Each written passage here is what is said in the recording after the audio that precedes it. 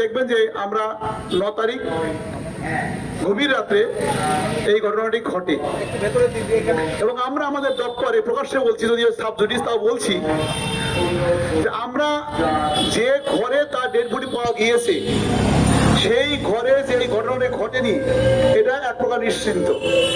বিচারহীন 2 বছর, ভুলে না যাওয়ার জামায়াত আজ সেই অভিশপ্ত 9 অগস্ট স্বাস্থ্য দপ্তরের দুর্নীতির বিরুদ্ধে প্রতিবাদ দেখাতে গিয়েই ডাক্তারি পড়ুয়া যুবতীকে নৃশংসভাবে হত্যা করা হয়েছিল ধর্ষণ করে। আর তারপর সেই সময়ের সরকার গোটা বিষয়টি ধামাচাপা দিতে কতই না চেষ্টা করেছিলেন।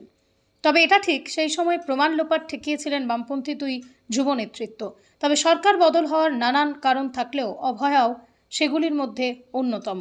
বিচারে শুধু রাজ্য কিংবা আমাদের দেশ নয়, বেশ কয়েকটি বিদেশেও প্রতিবাদের ঝড় উঠেছিল। তবে বিষয়টি বেগতিক দেখে একজনের ফাঁসি হলেও সহযোগী হিসেবে কাউকে গ্রেপ্তার করা হয়নি। তবে বর্তমান সরকারের বিধায়িকা হয়েছেন অভয়ার মা। কিন্তু সেদিন অভয়ার লাখো লাখো মা, বোন, ভাই, বন্ধু, পিতৃস্থানীয় কিংবা দাদারা পথে নেমেছিলেন। তারা কোনোভাবেই সন্তুষ্ট নয়, কারণ জোর করে ধর্ষণ কখনো একা সম্ভব হয় না। আর তার থেকেও বড় কথা, সরকারি সদিচ্ছা সেদিন ছিল না, তা বুঝতে পেরেছিলেন প্রত্যেক নাগরিকই। বর্তমান রাজ্য সরকারের পক্ষ থেকে আজ স্বাস্থ্য ভবনের নির্দেশে 11টা থেকে 2 মিনিট নীরবতা পালনের জন্য চিকিৎসক, স্বাস্থ্যকর্মী, নার্স সকলকে নির্দেশ দেওয়া হয়েছিল। পথ চলতি বহু সাধারণ মানুষ মোমবাতি হাতে নিয়ে অভয়ার চির শান্তি কামনা করে গেলেন। একই সাথে দাবি করলেন আড়াল করা আরও দোষীদের প্রকাশ্যে নিয়ে এসে শাস্তির।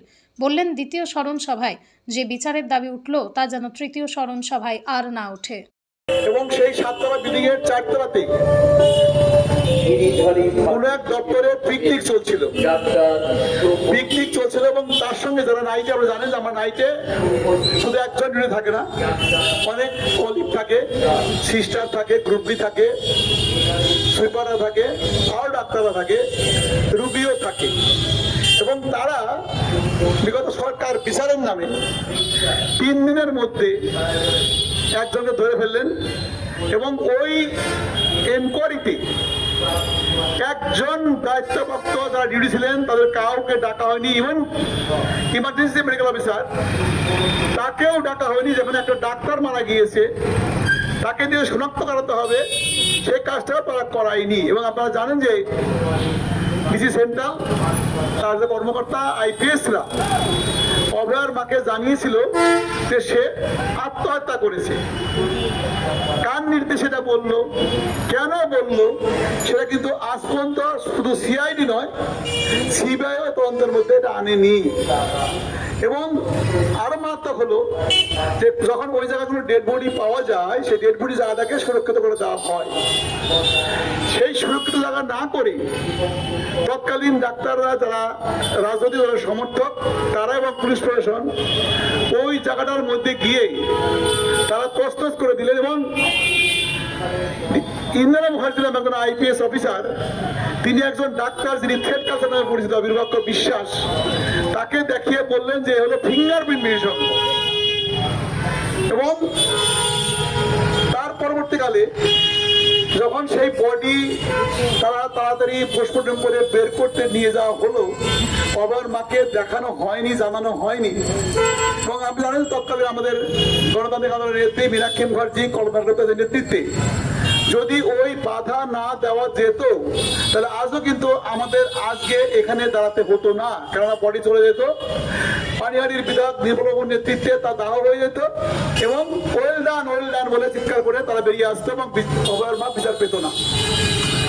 তখনকার দিনে ছাত্ররা, চিকিৎসকরা, ছাত্র চিকিৎসকরা এবং নেতৃবৃন্দরা তাদের এই আন্দোলনের ফলে বাইরে বেরিয়ে আসে এবং তাদেরকে আস্তে আস্তে চিহ্নিত করতে হয়। কিন্তু সরকার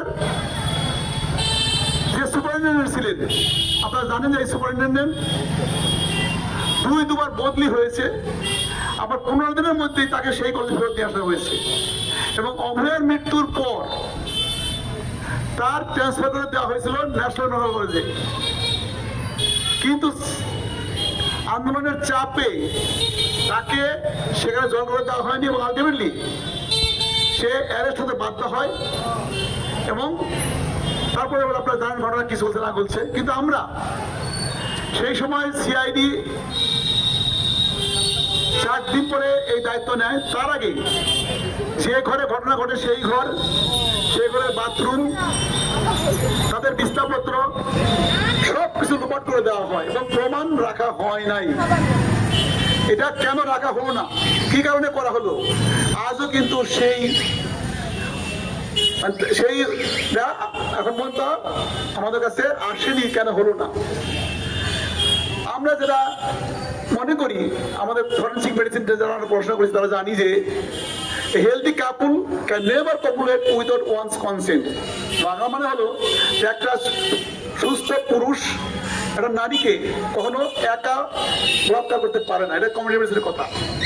আর এখানে বিচার হলো, ধরা পড়লো, বিচার হলো, শাস্তিবদ্ধ হয়ে গেল যে একজনই কাজটা করেছি এবং তাকে 45-25 মিনিটের মধ্যে তাকে রেপ করে, তাকে খুন করে, তাকে রেখে দেওয়া হলো। এটা কমিউনিটি নোটিশের ভাষায় একদম অ্যাবসার্ড। কিন্তু বিচারের আওতায় এটাকে এখনো আসলো না এবং সিআইডি সিবিআই কেউ এর মধ্যে আনলো না। যাই হোক, আমরা মনে করি যে আরজি করে কেন্দ্র করে যে করাপশন ছিল, সেই করাপশনের ব্যাপারে এই মেয়েটি জানতো এবং এই জানার জন্যেই সরকার পক্ষের উচ্চপদস্থ আধিকারিক স্বাস্থ্য আন্দোলনের তারা এর সঙ্গে জড়িত এবং আমাদের আভ্যন্তরীণ রিপোর্ট তাই আছে, কিন্তু আমরা প্রমাণ করতে পারছি না যেহেতু ব্যাপারটা সাবজুডিস হয়ে আছে। এবং এটা আমাদের সৌভাগ্য যে সরকার পরিবর্তনের পর এই সরকার দেরিতে হলেও একটা মামলা রুজু করেছেন, এনকোয়ারি করছেন, সিবিআই নতুন সিট গঠিত হয়েছে এবং আজকে আপনারা দেখবেন যে স্বাস্থ্য দপ্তর 2 মিনিটের জন্য নিরাপত্তা পালন করেছেন একে সমাবর্তন জানানোর জন্য। আমার দাবি যে এই নিরাপত্তা যেন বাস্তব নিরাপত্তা না হয়। সরকার যেন চোখ মুখ খুলেন, সিবিআই কে দেওয়া হোক, তার সিআইডি কে দেওয়া হোক, যে তদন্ত শুরু হয়েছে সেইটাকে প্রকৃতপক্ষে আসুক এবং আগামীবার যখন আমরা আবার সবাইকে স্মরণ করব তখন যেন জানতে পারি যে প্রকৃত দোষী প্রকৃতপক্ষে শাস্তি পেয়েছে এবং তাদের প্রকৃত কারণ উন্মোচিত হয়েছে এবং যে ওর বাবা মা যে হাহাকারটি করছে এখন পর্যন্ত তারাও যেন এর সুবিচারটা পায়। এবং ওর মৃত্যু কিন্তু শুধু ওর পরিবারকে না, আমাদের সারা চিকিৎসক মহলে, স্বাস্থ্য দপ্তর সারা পশ্চিমবঙ্গকে নাড়িয়ে দিয়েছে। সেই নাড়ানোর জন্য আমরা এর সুবিচার চাচ্ছি। যদি এক বছরের মধ্যে বিচার না হয় তাহলে আমরা আবার আগামী দিনে এখানে বসবো এবং আমরা আমাদের নদীয়া যে অভয় মঞ্চ আছে, রাজ্যের যে অভয় মঞ্চ আছে, তাদের যে আন্দোলন, সে আন্দোলন কিন্তু আমরা ধারাবাহিকভাবে চালিয়ে যাব এবং এই জন্য আপনাদের প্রত্যেকের সহযোগিতা এবং সাহায্য প্রার্থনা করছি যাতে এই ন্যায় বিচারটি হয় এবং এই মৃত্যু অন্য মৃত্যুর সঙ্গে পার্থক্য এই কারণেই যে কর্মক্ষেত্রে একটা মেয়ে মারা গেছে, অর্থাৎ তার মানে এই নয়, এইটাই প্রমাণ হয় যে আমাদের ভারতবর্ষের নারীরা সুরক্ষিত নয়। অভয়া বর্তমানে একটা প্রতীকী। আরো যদি অভয়া ঘটনা না ঘটে, যা হরদম ঘটছে এবং তাই না, সরকার পরিবর্তনের পরেও কিন্তু বেশ কিছু মেয়েদের উপর ঘটনা আমাদের কাছে আসছে যেটা কাঙ্ক্ষিত নয়। আমরা চাইব সরকার অল্প কিছুদিন হয়েছে, সরকার দৃষ্টিভঙ্গি রাখবেন যাতে আমাদের নারীরা রাস্তাঘাটে, কর্মক্ষেত্রে সব জায়গায় সুরক্ষিত থাকতে পারেন। এই বলে আমি আমার সাথে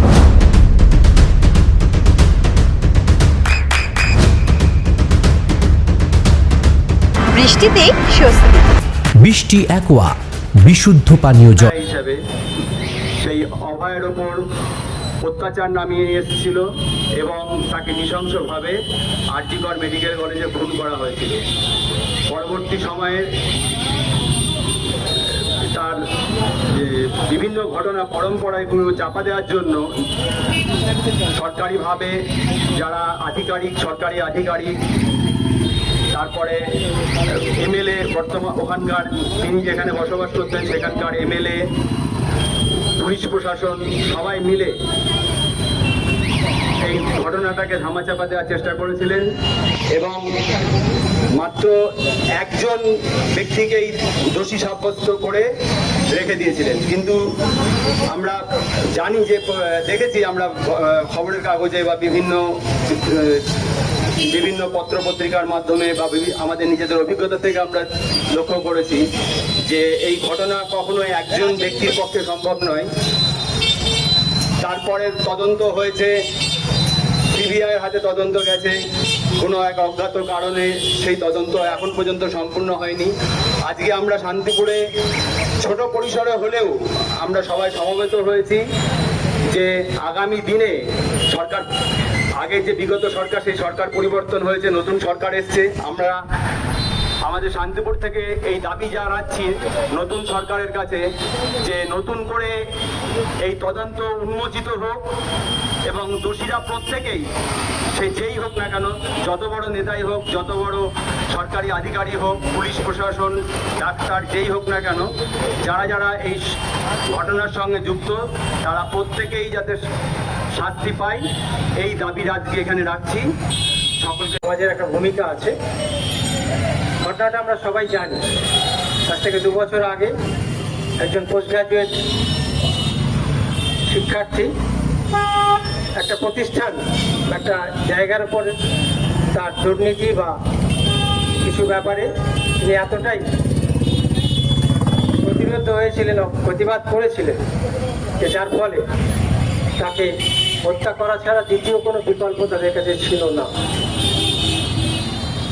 স্বাভাবিকভাবেই মৃত্যু, হত্যা অনেকই হচ্ছে, এটা একটু অন্যভাবে ঘটেছিল। সেখানে যারা ছিলেন তারা অল্প বিস্তর সবাই যে বিষয়গুলো জানতেন না তা নয়, কিন্তু একজন বাদে দ্বিতীয় কোনোভাবে তার জুনিয়র, ব্যাচমেট, সিনিয়র কেউ কিন্তু কোথাও কোনোভাবে কোনো তাকে সমর্থন করেননি, সহযোগিতা করেননি। ইভেন মৃত্যুর পরেও তাকে সেভাবে কোনোভাবে তার মৃত্যুর কারণ খুঁজে বের করবার জন্য যে প্রকাশ করা যেতে পারে কিছু বিষয় জানেন, তারা করেন। খুব অদ্ভুত লাগে। স্বাভাবিকভাবে সেই সময় আমাদের পশ্চিমবঙ্গ সরকারের পক্ষ থেকে বিষয়টাকে নিয়ে একটা অন্যভাবে দেওয়ার চেষ্টা হয়েছিল, কিন্তু মানুষ সবাই স্বতঃস্ফূর্তভাবে এর একটা প্রতিবাদ জানিয়েছিল। কিন্তু রাষ্ট্রের কাছে সেই প্রতিবাদ বিশেষভাবে যে কিছু একটা বার্তা এনেছিল তা নয়। 2 বছর হয়ে গেছে, সবাই জানেন, এখনো পর্যন্ত বিশেষ কোনো জায়গায় পৌঁছানো যায়নি। এখন আমি জানি না তার মাও বর্তমানে বিধায়ক, এই সরকার কাছ থেকে তার বিচার পাবেন কিনা, দোষীদের শাস্তি হবে কিনা, সবটাই নির্ভর করছে ইচ্ছার ওপরে বা কতটা আমরা করবো। তবে আমরা সাধারণ মানুষ আজকেও শান্তিপুরের বুকে আমরা সমবেত হয়েছি প্রতিবাদ জানানোর জন্য, যে এটাকে আমরা মেনে নিয়ে নিই। এর একটা রহস্য উদ্ঘাটন করতে হবে। আগামী দিনে যাতে আর দ্বিতীয় কোনো ঘটনা এরকম না ঘটে সেটাও আমাদের দেখতে হবে।